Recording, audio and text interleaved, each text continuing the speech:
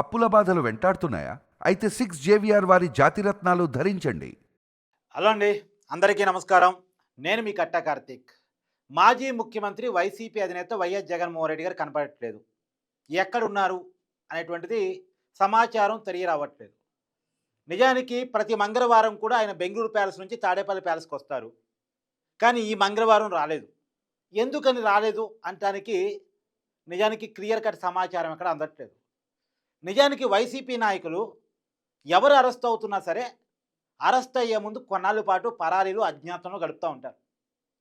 మనం ఎవరినైనా చూడండి, ఇప్పుడు వైసీపీ నాయకులు అరెస్ట్ అయిన ఎవరినైనా చూడండి. ఇప్పుడు మిథున్ రెడ్డి లేటెస్ట్గా అరెస్ట్ అయిన వ్యక్తి, అంతకుముందు కాకాని గోవర్ధన్ రెడ్డి, అంతకుముందు మద్యం స్కామ్లో కృష్ణమోహన్ రెడ్డి, ధనుంజయ రెడ్డి, వీళ్ళంతా కూడా బాలాజీ గోవిందప్ప చాలా కాలం పాటు అజ్ఞాతంలో గడిపిన తర్వాత వాళ్ళ సమాచారం తెలుసుకున్నటువంటి సిట్ అధికారులు వాళ్ళ అదుపులో తీసుకోవటం, లేదంటే అజ్ఞాతంలో పోయిన వ్యక్తులు కోర్టుల ద్వారా రక్షణ పొందే ప్రయత్నం చేయటం, కోర్టులో రక్షణ దొరకనప్పుడు వచ్చి పోలీసులు అనే సిట్టు ముందు లొంగిపోవటం మనం చూస్తూ ఉన్నాం. మిథున్ రెడ్డి కూడా హైకోర్టుకు పోయాడు, సుప్రీంకోర్టుకు పోయాడు. ముందస్తు బెయిలు రాకపోవటం ఫలితంగా సిట్టు ముందు లొంగిపోయాడు. అంతకుముందు లొంగిపోయిన వాళ్ళు కూడా అంతే. కాకాని గోవర్ధన్ రెడ్డి కూడా చేయగలిగిన ప్రయత్నాలన్నీ చేశాడు. ఇక తప్పని పరిస్థితుల్లో దొరికిపోయాడు. ఇలా చాలా కాలం పాటు పరారీలో ఉండటం, కోర్టుల ద్వారా రక్షణ పొందే ప్రయత్నం చేయటం చేస్తూ ఉన్నారు వైసీపీ నాయకులు. గతంలో మనం చూసిన దాన్ని బట్టి ఇప్పుడు జగన్మోహన్ రెడ్డి గారు కూడా అలాంటి ప్రయత్నాల్లోనే ఉన్నారా? నిజానికి జగన్మోహన్ రెడ్డి గారికి త్వరలో నోటీసులు రాబోతూ ఉన్నాయి. ఆంధ్రప్రదేశ్ సారా స్కామ్లోకి ఈడీ కూడా ఎంటర్ అయింది. ఈడీ చంద్రారెడ్డి అని చెప్పేసి ఆంధ్ర గోల్డ్ మద్యం, మీరు గత 5 సంవత్సరాల జగన్మోహన్ రెడ్డి గారి పరిపాలనా కాలంలో చూశారు కదా, ఆ మద్యం యొక్క అధినేత చంద్రారెడ్డి, అతనికి ఒక డిక్షనరీ ఉంది. ఆ డిక్షనరీ నుంచి అతను మద్యాన్ని సప్లై చేశాడు. అయితే అతను కంపెనీకి 2019లో 4 లక్షల ఆర్డర్లు పోయాయి ప్రతి నెల. అలాంటిది ఏకంగా 2022 వచ్చేసరికి 16 లక్షల ఆర్డర్లు పోయాయి పర్ మంత్. అంటే ఎందుకు అంత పెద్ద ఎత్తున ఆర్డర్లు పెరిగాయి? అంటే ఏదో మద్యాన్ని స్కిప్ చేసి ఆ మద్యం స్థానంలో పూర్తిగా ఇతని మద్యాన్ని అమ్మారు. ఎందుకంటే ఇతను కమిషన్లు ఇవ్వడానికి ఇష్టపడ్డాడు కాబట్టి అని. దాదాపు 40 కోట్ల రూపాయలు వైసీపీ నాయకులకి చంద్రారెడ్డికి మధ్య చేతులు మారాయి అనేటువంటిది ఈడీ గుర్తించినట్టుగా తెలుస్తోంది. అందుకనే చంద్రారెడ్డికి నోటీసులు జారీ చేసింది.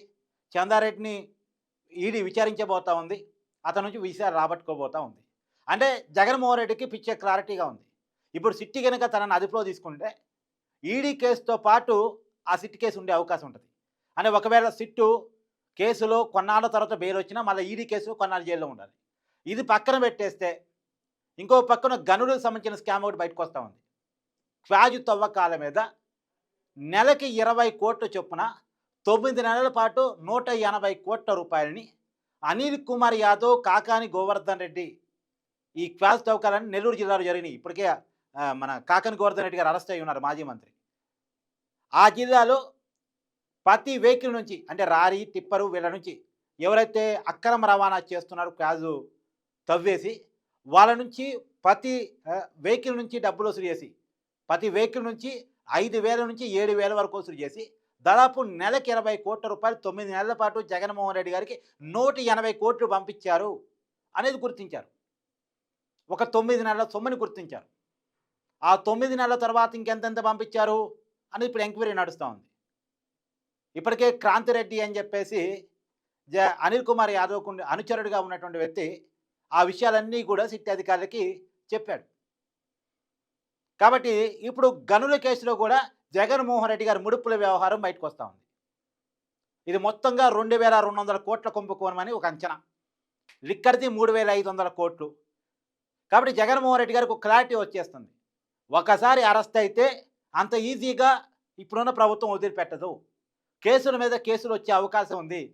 జైలు జీవితాన్ని దాదాపు కొన్ని నెలల పాటు కాదు, సంవత్సరాల పాటు గడపాల్సిన పరిస్థితి వచ్చేటట్టు అనిపిస్తుంది అన్న విషయం వైఎస్ జగన్మోహన్ రెడ్డి గారి క్లారిటీ వచ్చిన తర్వాత జగన్మోహన్ రెడ్డి గారు తన అరెస్ట్ నుంచి తనను తాను రక్షించుకునే ప్రయత్నాల్లో ఉన్నారా? అరెస్ట్ అయితే ఆస్తులేంటి, అరెస్ట్ అయితే పార్టీ ఏంటి, అసలు అరెస్ట్ కాకుండా ఉన్న మార్గాలేంటి, దీని మీద జగన్మోహన్ రెడ్డి గారు ఎక్సైజ్ చేస్తున్నారని, ఒక పక్క ఢిల్లీ పెద్దలతో కూడా మాట్లాడే ప్రయత్నం చేస్తున్నారు అని. అదే నేను చాలా కాలం నుంచి వింటున్నా, అమిత్ షా గారి అపాయింట్మెంట్ కోసం జగన్మోహన్ రెడ్డి గారు చాలా ట్రయల్స్ చేశారట. కానీ దొరకలేదు అపాయింట్మెంట్. నిన్న మొన్న ఎక్కడ వార్తల్లో చూసా, మోడీ గారి అపాయింట్మెంట్ కోసం కూడా జగన్మోహన్ రెడ్డి గారు ప్రయత్నం చేస్తున్నారు అని. రాష్ట్రంలో వైసీపీ నాయకుల అరెస్టులు, కేసులు ఇవన్నీ కూడా మోడీ గారికి వివరించాలని జగన్మోహన్ రెడ్డి గారు ప్రయత్నం చేస్తున్నారని, ఢిల్లీ పెద్దల ద్వారా చంద్రబాబు నాయుడు గారికి ఒక మాట చెప్పేసి ఆంధ్రప్రదేశ్ సారా స్కామ్లో దూకుడు తగ్గించే విధంగా ఒత్తిడి తీసుకురావాలనే ప్రయత్నం జగన్మోహన్ రెడ్డి గారు చేస్తున్నారని, ఇవన్నీ మనం ప్రచారంలో వింటున్న మాటలు. కానీ ఏది ఏమైనా ఈ ప్రచారాలకు ఊతం ఇచ్చారా జగన్మోహన్ రెడ్డి గారు కొన్నాళ్ళుగా కనపడకపోవటం మాత్రం. ఇవన్నీ నిజమేమో, అందుకే జగన్మోహన్ రెడ్డి గారు కనపట్లేదేమో, అందుకే తాడేపల్లి ప్యాలెస్కి రావట్లేదేమో. నిజానికి పార్టీ ఆంధ్రప్రదేశ్లో ఉంటే జగన్మోహన్ రెడ్డి గారు బెంగళూరు ప్యాలెస్లో ఎందుకు గడుపుతున్నారు? ఇప్పుడు ఒక సమాచారం, అసలు బెంగళూరు ప్యాలెస్లో కూడా లేరు జగన్మోహన్ రెడ్డి గారు అని. అది నిన్న నుంచి నడుస్తుంది, నిన్న మొన్న నుంచి నడుస్తుంది, మంగళవారం నుంచి నడుస్తుంది ఎందుకు రాలేదని. కాకపోతే జగన్మోహన్ రెడ్డి గారు ఎక్కడికి పోతాలే అని కనపడతాలే అని చెప్పేసి నేను గురువారం వరకు వీడియో చేయలే. అందరు చెప్పినట్టు కార్తీక్ చెప్పడు. కార్తీక్ ఒక 2 రోజులు లేటుగా చెప్పి, ఎందుకంటే మనం సమాచారాన్ని ధృవీకరించుకున్న తర్వాతనే చెప్పాలి. ఇప్పుడు గురువారం వరకు, మంగళవారం రావాల్సిన వ్యక్తి గురువారం వరకు జగన్మోహన్ రెడ్డి గారు కనపడట్లేదు కాబట్టి, ఆంధ్రప్రదేశ్ రాజకీయాలు పెద్ద యాక్టివ్గా లేడు కాబట్టి, జనంలోకి రాలేదు కాబట్టి, తాడేపల్లి ప్యాలెస్లో లేడు కాబట్టి ఈ సమాచారాన్ని ప్రజల ముందు పెట్టాల్సి వస్తుంది. ఏది ఏమైనా జగన్మోహన్ రెడ్డి గారు కేసులు చట్టపరంగా ఎదుర్కోవాల్సిందే, వాస్తవం తేలాల్సిందే ప్రజల ముందు. ఎందుకంటే జగన్మోహన్ రెడ్డి గారి మీద పాత కేసులే తేలేదు, కొత్త కేసులైనా తేలతాయా లేదా అనేది ఆంధ్రప్రదేశ్ ప్రజల్లో ఉన్న పెద్ద అనుమానం. జగన్మోహన్ రెడ్డి గారి మీద కేసులు కొత్త కాదు, అరెస్టులు కొత్త కాదు, జైలు కొత్త కాదు, మీరు కేసులు తెరిచేది ఎక్కడ అనేది ప్రజల ప్రశ్న. మరి ప్రజల ప్రశ్నకి ఆన్సర్ చేయాల్సిన బాధ్యత ప్రభుత్వాలకు ఉంటుంది. అటు కేంద్ర ప్రభుత్వానికి ఉంటుంది, ఇటు రాష్ట్ర ప్రభుత్వానికి ఉంటుంది. అంతా కూటమి ప్రభుత్వమే కదా. లేకపోతే రేపొద్దున మా మీద అక్రమ కేసులు పెట్టారు, అన్యాయంగా అరెస్ట్ చేశారు, అక్రమంగా జైల్లో పెట్టారు అని వైసీపీ జనంలోకి ఊకదంపుడుగా తీసుకెళ్లే అవకాశం ఉంటుంది. కాబట్టి జగన్మోహన్ రెడ్డి గారు చేసినటువంటి తప్పులు తేల్చి ప్రజల ముందు పెట్టాల్సిన అవసరం ఉంటుంది. మారుగు ఓరల్గా పెడుతున్నారు, ఓరల్గా పెట్టడం వేరు, చట్ల ముందు పెట్టడం వేరు, న్యాయస్థానాల ముందు పెట్టడం వేరు. సో ఈసారి కొంత సిట్టు దూకుడుగానే ఉంది. ఆ విషయం జగన్మోహన్ రెడ్డి గారికి కూడా కొంత అర్థమవుతుంది. అందుకనే జగన్మోహన్ రెడ్డి గారు కనపడట్లేదా? ఎందుకంటే డెన్నులు ఎక్కడున్నాయి, ఎక్కడ క్యాష్ దాచారు, ఎక్కడి నుంచి ఎటు తీసుకెళ్లారు. మద్యం స్కామ్లో అయితే రాజీవ్ కసిరెడ్డి ద్వారా బాలాజీ గోవిందప్ప, మిథున్ రెడ్డి, విజయసాయిరెడ్డి, ఆ ద్వారా జగన్మోహన్ రెడ్డి, ఇవన్నీ కూడా ఆ లింకప్ మొత్తం కూడా చేంజ్ చేశారు.